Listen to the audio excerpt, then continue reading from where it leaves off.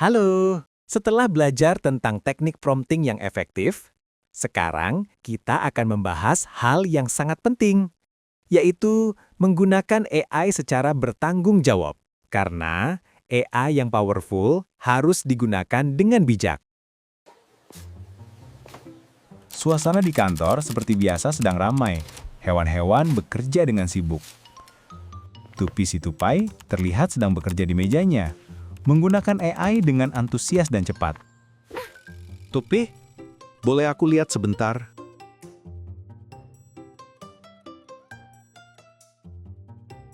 Tupi, ini kan data rahasia perusahaan. Kamu tahu, data yang kamu masukkan ke AI bisa tersimpan dan digunakan untuk training? Astaga, aku tidak tahu. Apa yang harus aku lakukan? Ups, Tupi si tupai baru saja melakukan kesalahan yang umum terjadi saat menggunakan AI. Data yang kita masukkan ke alat AI bisa tersimpan dan bahkan digunakan untuk melatih model mereka. Ini bisa jadi masalah besar kalau datanya sensitif atau rahasia. Tenang dulu. Ayo kita tanya ke Dokter Kapi, biar dia sekalian menjelaskan bagaimana cara menggunakan AI dengan bertanggung jawab. Mereka berjalan bersama di koridor menuju lab AI. Tupi si tupai terlihat cemas. Hei, kalian mau kemana? Mau ke ruang Dokter Kapi? Ingin bertanya masalah privasi data dengan AI? Mau ikut? Oh, aku juga sering bingung soal ini. Boleh deh, ikut. Dr. Kapi si kapibara sedang bersantai bersama Ruby si rubah di lab AI. Tupi si tupai, Wolfie si serigala, dan Raki si rakun berjalan memasuki lab AI menghampiri mereka.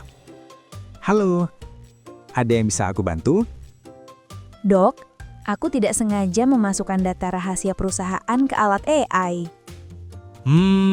Kamu tidak sendiri yang pernah melakukan ini.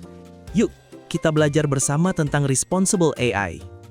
Sebagai pengguna AI, kita harus menyadari batasan dan potensi bias dalam AI, menggunakan pemikiran kritis dan pengambilan keputusan yang bertanggung jawab, dan menjaga privasi dan keamanan data saat bereksperimen atau menggunakan AI. Penting untuk diingat bahwa AI memiliki keterbatasan. Misal dalam dunia pendidikan, AI tidak bisa menggantikan peran dosen dalam memahami kebutuhan individual mahasiswa, memberikan motivasi personal, atau menciptakan lingkungan belajar yang suportif. Sekarang, mari kita bicara tentang bias. Ini sangat penting.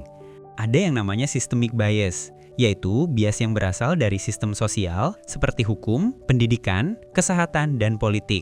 Lalu ada data bias, yaitu kesalahan atau ketimpangan dalam data itu sendiri, yang menyebabkan hasil AI menjadi tidak adil atau tidak akurat. Dalam dunia pendidikan, bias sangat krusial karena dapat mempengaruhi masa depan peserta didik. Bayangkan, jika AI hanya dilatih dengan data dari mahasiswa perkotaan dengan akses teknologi penuh, ini tidak akan fair menilai mahasiswa dari daerah dengan keterbatasan infrastruktur. Sekarang, mari kita bahas berbagai jenis bahaya yang bisa ditimbulkan AI jika tidak digunakan dengan bijak.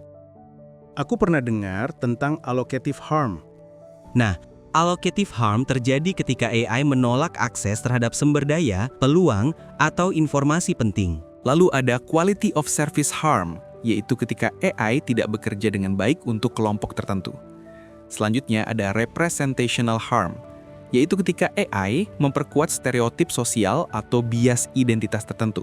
Kemudian ada social system harm, yaitu AI memperkuat ketimpangan sosial, kekuasaan, atau menyebarkan disinformasi. Nah, masalah Tupi tadi berkaitan dengan privasi dan keamanan data. Mari kita bahas. Privasi adalah hak pengguna untuk mengontrol bagaimana informasi pribadi mereka dikumpulkan, disimpan, dan digunakan.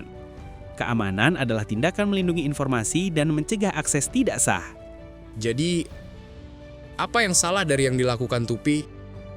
Data yang dimasukkan ke alat AI bisa tersimpan dan digunakan untuk training. Jika itu data rahasia perusahaan, bisa jadi masalah besar. Lihat alurnya. Input dari user masuk ke AI, tersimpan di server, dan bisa digunakan untuk training model berikutnya. Tipsnya, sebelum menggunakan alat AI, baca dan pahami syarat dan kebijakan privasinya. Oh, jadi harus tahu dulu bagaimana mereka mengumpulkan dan menggunakan data kita ya? Tepat. Alat AI yang terpercaya biasanya transparan tentang hal ini. Lalu, hindari memasukkan informasi personal atau rahasia. Astaga, aku memasukkan semua data proyek tadi. Sekarang kamu sudah tahu.